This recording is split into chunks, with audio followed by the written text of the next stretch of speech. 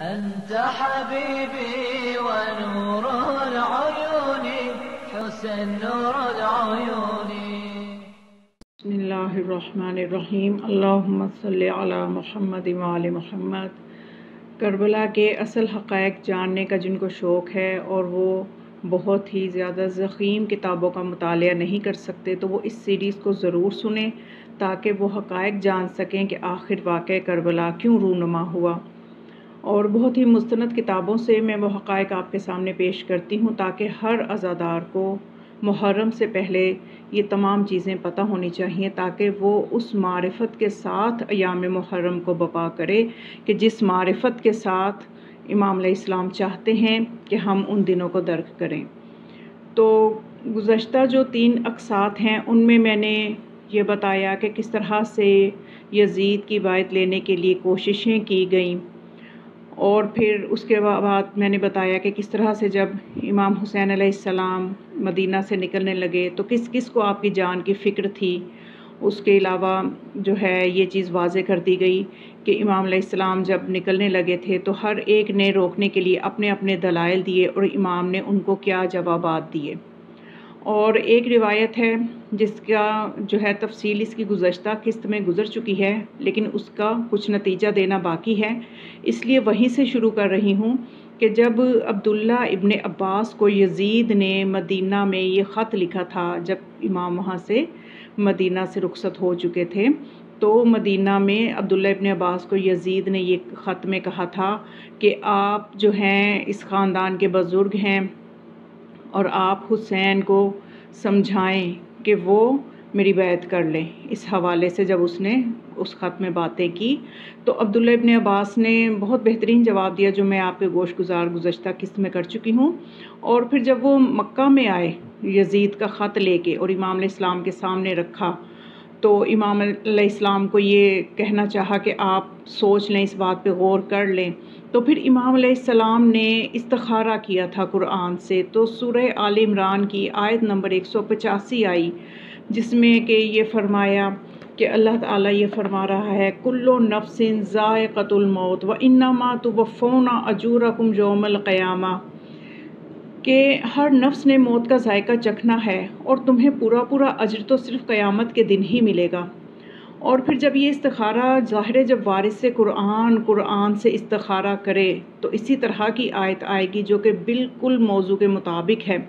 اور جب یہ آیت عبداللہ ابن عباس کے سامنے امام علیہ السلام نے رکھی تو پھر عبداللہ ابن عباس نے کہا کہ اب اس استخارے کے بعد تو کسی چیز کی گنجائش نہیں ہے،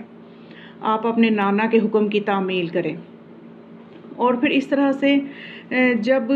ابن عباس نے کہا کہ استخارے کے بعد اب میں کچھ نہیں کہتا لیکن ان مستورات کو اپنے ساتھ نہ لے کے جائیں، ایسا نہ ہو کہ آپ شہید ہو جائیں اور ان کا پرسان حال کوئی نہ ہو. تو امام علیہ السلام نے فرمایا اے ابن عباس،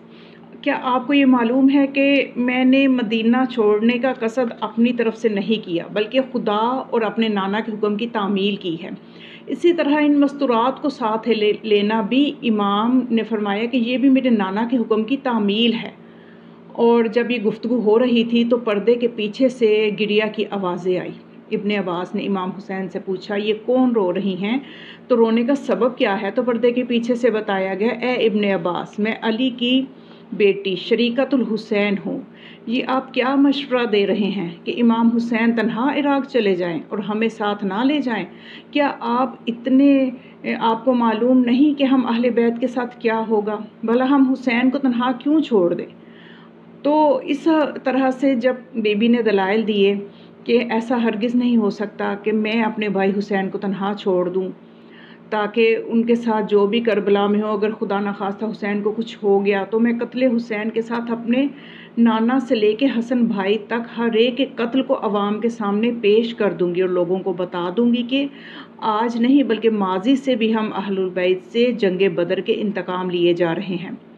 یعنی بی بی نے اپنا مقصد بتا دیا کہ میں اپنے بھائی کے ساتھ کیوں جا رہی ہوں، کہ میں نے تمام قاتلوں کو بے نقاب کرنا ہے، صرف اپنے بھائی حسین کے قاتل کو بے نقاب نہیں بلکہ تمام قاتلوں کو بے نقاب کرنا ہے. تو یہ گفتگو جب بی بی کی سنی تو ابن عباس رونے لگے. اور پھر اس طرح سے یعنی اس سے ہمیں پتہ چلا کہ صرف امام حسین علیہ السلام ہی اپنے اس سے واقف نہیں تھے کہ وہ شہید ہوں گے، بلکہ ان کے ساتھ جانے والی مستورات اور بچے تک اس چیز کو جانتے تھے کہ ان کے ساتھ کیا ہونے والا ہے اور ان کے عزیزوں کے ساتھ کیا ہونے والا ہے، وہ اس سب چیز سے آگاہ تھے۔ تو ابھی جب مدینہ میں ہی امام حسین علیہ السلام جب جانے کی ان کی بات نے شہرت پکڑی، سب کو پتہ چلا، اور جیسا میں نے بتایا کہ بہت سے لوگوں نے آ کے اپنی اپنی رائے کا اظہار کیا، تو کچھ مشہور لوگوں کی رائے میں نے آپ کے سامنے بیان کی۔ ان میں سے ایک اور مشہور شخصیت ہیں جابر بن عبداللہ انصاری۔ وہ بھی امام حسین علیہ السلام کی خدمت میں آئے اور آ کے عرض کیا کہ میرے آقا، آپ کے بھائی حسن نے بھی تو صلح کر لی تھی، آپ بھی وقت گزار لیں۔ تو امام حسین علیہ السلام نے فرمایا، جابر، میرے بھائی نے جو کچھ کیا تھا وہ ان کے ذمہ وہی تھا اور ان کا فریضہ بھی وہی تھا، اور اگر آپ یہ چاہتے ہیں کہ میرے اس عزم کو نبی اکرم کی زبان مبارک سے سنیں تو میں آپ کو سنوا دیتا ہوں۔ تو جابر کہتے ہیں کہ میں نے عرض کیا، اگر ایسا ممکن ہو تو بہت اچھی بات ہے کہ میں ایک مرتبہ پھر اپنے آقا کی زیارت بھی کر لوں گا۔ تو امام علیہ السلام نے اپنے تصرف امامت کے ساتھ، مولی سبتین سے میں یہ روایت آپ کے سامنے بیان کر رہی ہوں کہ امام علیہ السلام نے اپنے تصرف کے ساتھ یہ فرمایا کہ اے جابر، آپ آسمان کی طرف دیکھیں۔ تو جابر کہتے ہیں کہ میں نے آسمان کی طرف دیکھا تو دریچے کھل گئے اور نبی اکرم، جناب حمزہ، جناب جعفر طیار اور حضرت علی علیہ السلام آراستہ مسندوں پر تشریف فرما تھے۔ میں نے ہر ایک کو سلام کیا اور ہر ایک نے میرے سلام کا جواب دیا، اور حضور صلی اللہ علیہ وسلم نے میرے سلام کا جواب دے کر فرمایا، جابر، اس سے پہلے میرے بیٹے حسن کے سلسلے میں بھی تجھے میں وضاحت سے بتا چکا ہوں، اور اب حسین کے معاملہ میں پھر کیوں تردد کر رہے ہو؟ پھر آپ نے امام حسین کے ہاتھ کو پکڑ لیا اور فرمایا، جابر، حسین میرا بیٹا ہے اور اس کے کسی قدم پہ شک مت کرنا ورنہ ایمان سے نکل جاؤ گے۔ یہ جو کر رہا ہے رب کی رضا کے لیے کر رہا ہے اور اس کی رضا کے ساتھ کر رہا ہے۔ میری آنکھیں اندھی ہو جائیں، کان بہرے ہو جائیں اگر اس میں سے کچھ بھی غلط کہا ہو۔ تو جابر کہتا ہے کہ میں نے جب حضور کی زیارت کی، آپ کا حکم سنا تو امام حسین علیہ السلام کے ہاتھوں کا بوسہ لیا اور الوداع کہہ کے واپس چلا گیا۔ اور اب امام علیہ السلام کی میں کچھ تیاری کے بارے میں بھی بتانا چاہوں گی۔ اس کے حوالے سے مستند کتابوں میں جو روایات آئی ہیں ان میں سے مولی سبتین میں ہے کہ جب امام علیہ السلام نے تیاری کی تو آپ کے ساتھ جو تعداد تھی بچوں کی، عورتوں کی، مردوں کی، اور جتنے بھی آپ کے ساتھ لوگ تھے وہ کل ان کی تعداد 222 لکھی ہے مؤلف مولی سبتین نے، اور جو ناکے تھے 250 ناکے تھے، اور ان میں سے جو خیام وغیرہ کا سامان تھا وہ 70 ناکوں پہ تھا، اور جو پکانے کا سامان تھا وہ 40 ناکوں پہ تھا، 30 ناکے جو تھے وہ ان پہ پانی تھا، پانی کی مشکیں تھیں، اور عورتوں بچوں کی دیگر ضروریات جو تھیں ان کے لیے جو ناکے تھے وہ 12 ناکے تھے جن پہ ان کی ضروریات کا سامان تھا۔ اس کے علاوہ متفرق چیزیں جو تھیں وہ ناکوں پہ تھیں، اس طرح سے ان کو ترتیب دیا گیا تھا۔ اور پھر جب امام علیہ السلام نکلنے لگے ہیں وہاں سے مدینہ سے، تو امام علیہ السلام کے ساتھ ان کے جو ہیں خاندان کے کون کون سے افراد تھے اس میں بھی کچھ جو ہیں میں آپ کے سامنے بتا دیتی ہوں کہ مولی سبتین نے امام علیہ السلام کے نکلنے کے ساتھ جن مردوں، بچوں، خواتین کی تفصیل لکھی ہے اس میں لکھا ہے کہ امام حسین علیہ السلام کی 12 بہنیں تھیں آپ کے ساتھ، یعنی ہمیں تو زیادہ مشہور تذکرہ جو بنت علی ہیں، جناب زینب کبریٰ سلام اللہ علیہا، اور زینب صغریٰ جناب ام کلثوم، ان کا ملتا ہے، لیکن مولی سبتین نے ہمیں بتایا ہے کہ 12 بہنیں تھیں آپ کی، ان میں جناب زینب کبریٰ تھیں، جناب زینب صغریٰ تھیں، یہ دونوں تو یعنی بنت زہرا سلام اللہ علیہا ہیں، یعنی علی و فاطمہ کی اولاد میں ہیں۔ اور اس کے علاوہ آپ کی بہنوں کے نام جو ملتے ہیں تاریخ میں، جناب فاطمہ سلام اللہ علیہا جن کی کنیت ام کلثوم بتائی جاتی ہے، اور حضرت خدیجہ جن کی ماں ام ولد تھی، اور حضرت رقیہ کبریٰ،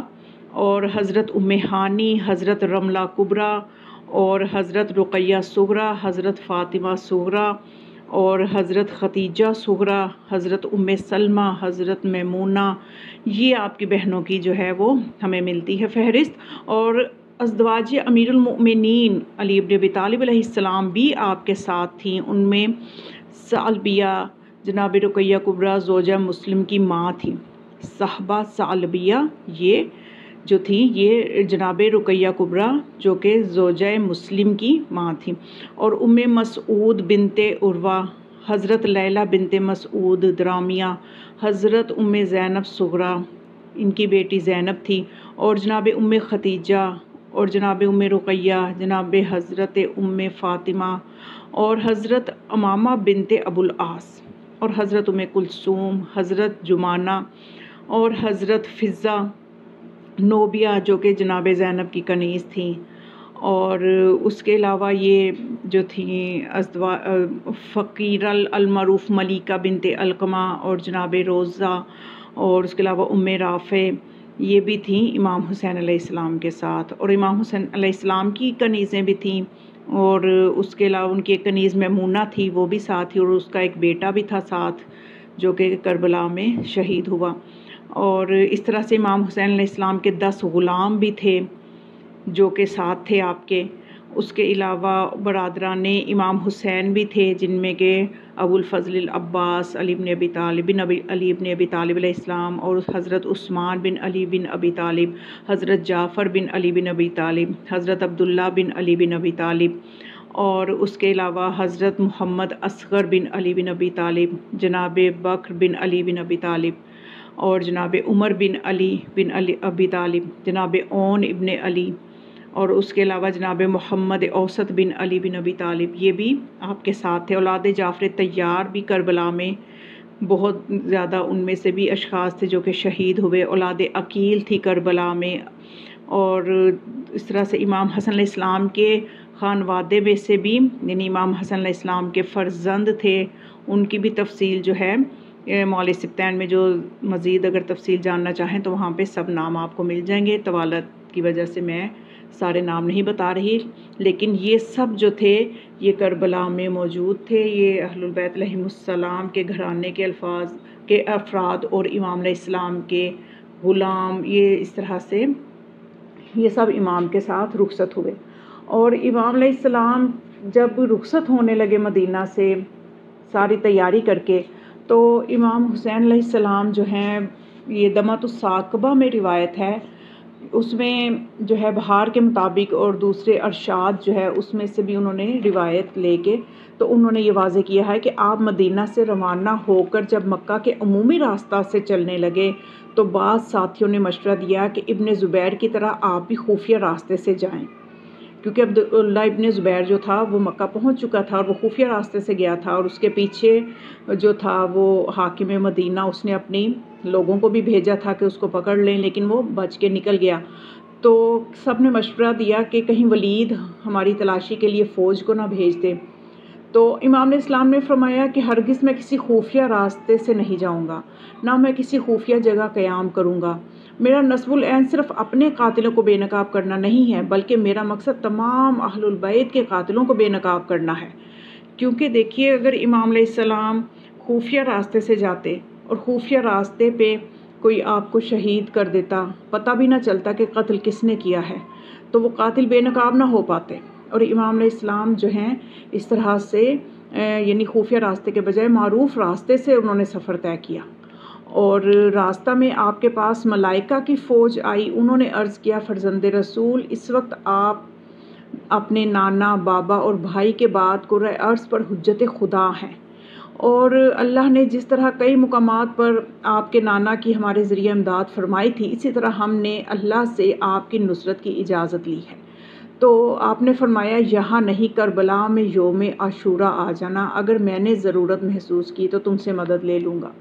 ملائکہ نے عرض کی حضور ہمیں آپ کی اطاعت کا حکم ہے، جیسے آپ کا ارشاد ہو ہم حاضر ہیں، اگر راستے میں کوئی خطرہ ہو تو ہم اس میں بھی آپ کا ساتھ دیں گے۔ آپ نے فرمایا نہیں، مجھے معلوم ہے یہ لوگ اور کسی بھی جگہ مجھ پر ہاتھ نہیں ڈالیں گے، کیونکہ امام اپنی واقف تھے کہ مقصد شہادت سے اور جائے شہادت سے بھی واقف تھے۔ تو اسی طرح سے ایک دن جنات کا گروہ آیا، لشکر آیا اور عرض کیا کہ حضور آپ واپس مدینہ تشریف لے جائیں اور آرام سے گھر میں بیٹھیں، ہم آپ کے دشمنوں کو ان کے گھروں میں سے ایک ایک کر کے اپنے انجام کو پہنچا دیں گے۔ تو آپ نے فرمایا کیا تم نے قرآن نہیں پڑھا کہ خدا فرماتا ہے اینما تکونوا یدرککم الموت، کہ تم جہاں بھی رہو گے موت تمہیں آ کر ہی رہے گی۔ اور اس کے علاوہ پھر امام نے ایک اور آیت کی تلاوت کی، یہ جنات کے سامنے آپ نے تلاوت کی کہ آپ نے فرمایا کہ لَبَرَزَ الَّذِينَ كُتِبَ عَلَيْهِمُ الْقَتْلُ إِلَىٰ مَضَاجِعِهِمْ، کہ جن کی شہادت جہاں ہے وہ اپنے مقتل کی طرف خود چل کر آتے ہیں۔ اگر آپ میرے دشمنوں کو ان کے گھروں میں مار دیں گے تو بعد میں آنے والی نسلوں کو کیسے پتہ چلے گا کہ حق پر کون تھا اور باطل پر کون تھا؟ اور اس سوئی ہوئی امت کو کیسے پتہ چلے گا کہ سلطان الانبیاء کو کس نے اور کب شہید کیا؟ انہیں کیسے معلوم ہوگا کہ دختر رسول کے قاتل کون ہیں؟ انہیں کیسے پتہ چلے گا کہ امیر المؤمنین کے اصل قاتل کون خارجی تھے؟ انہیں کیسے معلوم ہوگا کہ سید و شباب اہل الجنہ حسن بن علی کے قاتل کون ہیں؟ پھر امام نے فرمایا اللہ نے کربلا کو میرے لیے اسی دن منتخب کر لیا تھا جس دن زمین کو بچھایا تھا، اور آدم سے لے کے عیسیٰ تک ہر نبی نے میرے مقتل کی زیارت کی ہے۔ میرا مدفن میرے شیعوں کا مرکز ہوگا، وہاں ہمارے شیعوں کی دعائیں قبول ہوں گی۔ میرا مدفن دنیا اور آخرت میں ہمارے شیعوں کے لیے جائے امن ہوگا۔ یوم عاشوراء کربلا میں آ جانا، اگر مجھے ضرورت ہوئی تو تم سے مدد لے لوں گا۔ تو سردار جنات نے عرض کی قبلہ آپ کی اطاعت ہم پہ فرض نہ ہوتی تو ہم ضرور آپ کی مخالفت کر کے آپ کے دشمنوں کو ہلاک کر دیتے، لیکن مجبوری یہ ہے کہ ہم سوائے سر تسلیم خم کرنے کے کچھ نہیں کر سکتے۔ پھر امام علیہ السلام نے فرمایا جیسی موت جو ہے تم مارنا چاہتے ہو، اگر میں چاہوں تو اس سے بھی زیادہ تم سے بھی زیادہ میں اس چیز پہ قادر ہوں۔ یعنی ان کو لشکر جنات کو اور لشکر ملائکہ کو امام علیہ السلام نے فرمایا کہ تم مجھے جس طاقت کی اور جس مدد کی بات کرتے ہو میں اس سے زیادہ تمہاری نسبت اس طاقت کو رکھتا ہوں، لیکن یہ بات اصل میں یہ ہے کہ مقصد شہادت جو ہے اور جو مشیت الہی میں ہے امام علیہ السلام نے اس کے مطابق ہی آگے بڑھنا ہے۔ تو اس طرح سے امام علیہ السلام جو ہے مکہ میں داخل ہوئے، جبکہ اس دن 3 شعبان تھی۔ آپ نے اپنا سفر جو تھا مدینہ سے مکہ تک کا مکمل کیا، اور آپ جو ہیں اتوار کے دن 28 رجب 60 ہجری کو مدینہ سے مکہ کی طرف چلے، اور 3 شعبان شب جمعہ میں آپ مکہ پہنچ گئے، اور ابتدائے شعبان سے آخری ذیقعدہ تک مکہ معظمہ میں 4 مہینے 5 دن تک آپ مقیم رہے، اور 8ویں ذی الحج کو یعنی ترویہ کے روز مکہ سے عراق کی سمت روانہ ہوئے، اور اسی دن مسلم بن عقیل نے کوفہ میں انقلاب کا نعرہ بلند کیا۔ تو اب تک یہ جو تھا میں نے آپ کو مکہ تک کا جو امام علیہ السلام کے احوال آپ کے سامنے بیان کیے ہیں، تو انشاءاللہ اگلی قسط میں آپ کو بتاؤں گی مستند حوالوں سے کہ امام علیہ السلام نے مکہ میں رہ کے کس طرح سے اپنے قیام کے لیے لوگوں کو آگاہی دی، اور وہاں پہ کون کون آپ کو ملنے آتا رہا، اور وہ جو کوفہ سے خط آئے تھے ان خطوط کے پیچھے کیا سازش تھی، اور یہ ساری تفصیل انشاءاللہ اگلی قسط میں آپ جانیں گے۔ اور اگر آپ کو یہ سلسلہ اچھا لگ رہا ہے، معلوماتی لگ رہا ہے، تو کامنٹ باکس میں ضرور اپنی رائے دیا کریں۔ والسلام علیکم ورحمۃ اللہ وبرکاتہ۔